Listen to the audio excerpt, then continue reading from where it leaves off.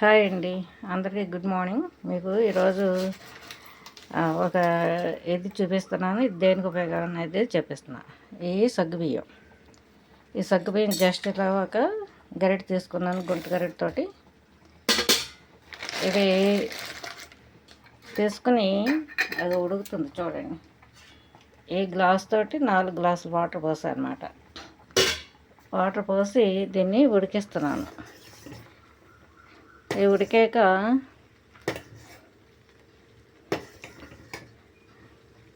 అవి ఉడికినాయి చూసారా, ఇలా ట్రాన్స్పరెంట్గా తయారవుతాయి.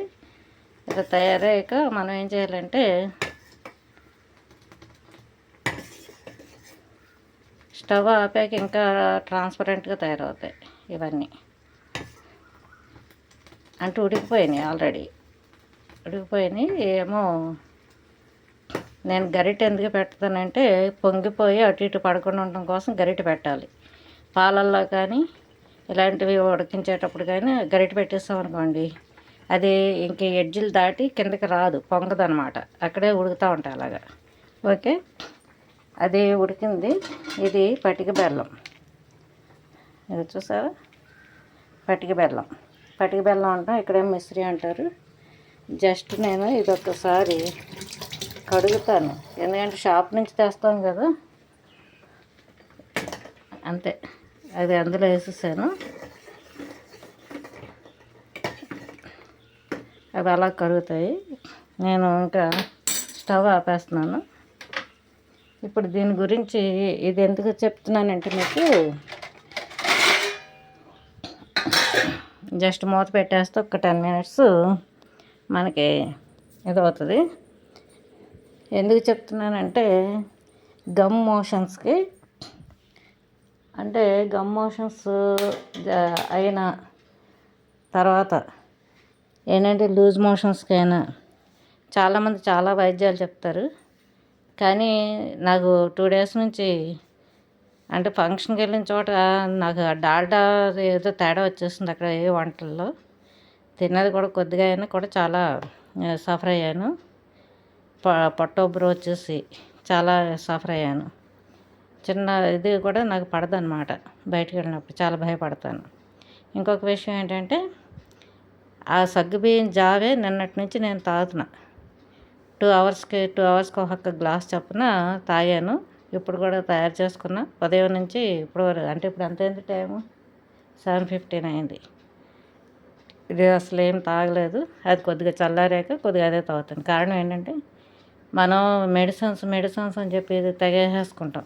కానీ అలాంటి పని చేయకండి. ఏంటంటే కొంచెం స్లోగా అయినా ఇది తగ్గుద్ది. ఇది సగ్గుబియ్యం జావా ఆర్ఆర్గా తాగుతుంటే ఆ లూజ్ మోషన్స్ కంట్రోల్ అవుతాయి. తర్వాత జిగురు పదార్థం జిగురు పడుతున్నప్పుడు చాలా పెయిన్ ఉంటుంది, కడుపంతా ఉబ్బరం, పెయిన్ చాలా సఫర్ అవుతాం. అవన్నీ కూడా కంట్రోల్ చేస్తుంది సగ్గుబియ్యం జావా.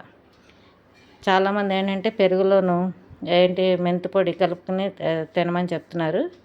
అలాగే టీలోను అంటే టీ కాసి అందులో ఏదో వేసుకుని అది తాగినా కూడా తగ్గిపోతుంది అని చెప్పి కొందరు చెప్తున్నారు. అవన్నీ కాకుండా ఇలా ఒకసారి ట్రై చేయండి. అలాగా పిల్లలకి, ఎస్పెషల్లీ పిల్లలకి ఈ సగ్గుబియ్యం జావా పటిక బెల్లం వేయండి. పంచదారలు బెల్లాలు వేయకుండా పటిక బెల్లం వేసి చేసేస్తే చలవ చేస్తుంది. వేడి చేసి ఒకవేళ మోషన్స్ అవుతున్నా కంట్రోల్ అవుతాయి. అలాగే ఏంటంటే జిగురే విరుగుడు అనమాట. అలాగే ఈ సగ్గుబియ్యం జిగురుగా ఉంటుంది కాబట్టి లోపల గమ్ మోషన్స్ని కంట్రోల్ చేస్తుంది. అంటే అదంతా లోపల ఒక మాస్లా పట్టేస్తుంది అనమాట మనకి. ఆ పట్టేసి అది బ్యాక్టీరియా వల్ల వస్తుంది అని చెప్పేసి అంటున్నారు. అది కూడా కావచ్చు, ఏదైనా కానీ. అంటే ఇది ఈ సగ్గుబియ్యం జిగురెళ్ళి లోపల ఉన్న ఆ పేగులకు పట్టి ఉన్న మాస్ని అంతటిని కూడా, జిగురునంతటిని కూడా బయటికి గెంటేస్తుంది అనమాట.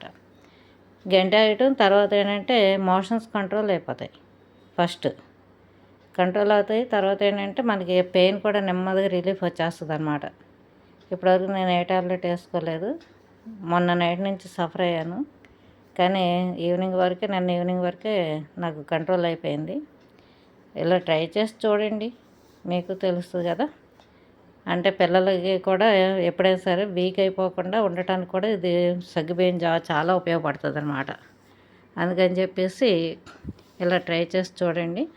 నచ్చితే లైక్ చేయండి, షేర్ చేయండి, సబ్స్క్రైబ్ చేసుకోండి. Thank you so much.